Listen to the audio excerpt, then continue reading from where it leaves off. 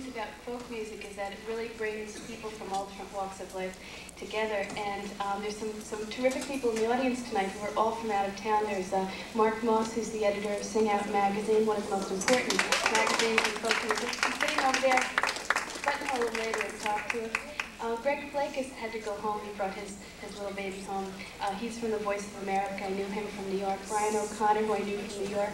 And now we have a special guest. If you were listening to Michael's radio show this afternoon, he played one of her songs, and she's one of the best singers around, and she's leaving, I think, the end of this week to, for 2 months, she's going to be in the Broadway touring company of Quilters. She's a wonderful singer, and she's recorded and performed with many people. Probably the most famous one that she's been with a lot is Tom Paxton. And she's just wonderful on her own. And we have a special treat. She's from Chicago, and she happens to be here in town. So she's going to do a couple songs. So we please welcome Ann Hill.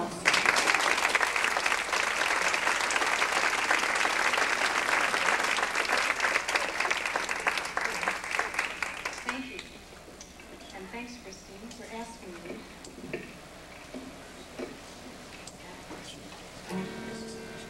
Do a song about courting in a small town, written by a friend of mine from Chicago, Michael Smith.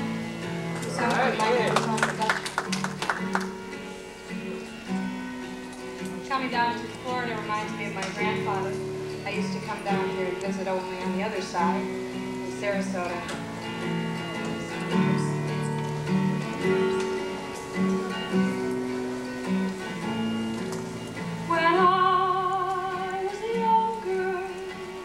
Our village was small. Just walk down Main Street and you've seen it all. There's our front porch where the young men would call with their banjos and roses. Oh, the wine those summers was sweet as strawberries. When I lived in my grandmother's house,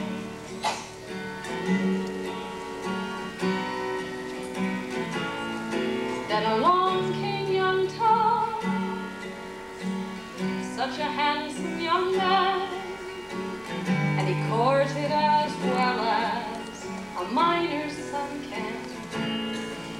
And our children grew up, and to think it began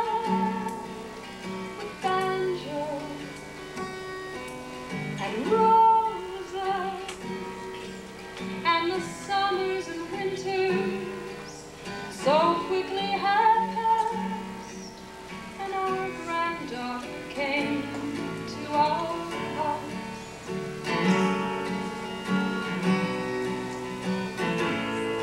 Now the young men come call with their long shaggy hair, and they talk on the front porch as if I'm not there. And they dance to their records, and I'm wondering where are the banjos and roses. But my granddaughter smiles just the way that I did when I lived in my grandmother's house.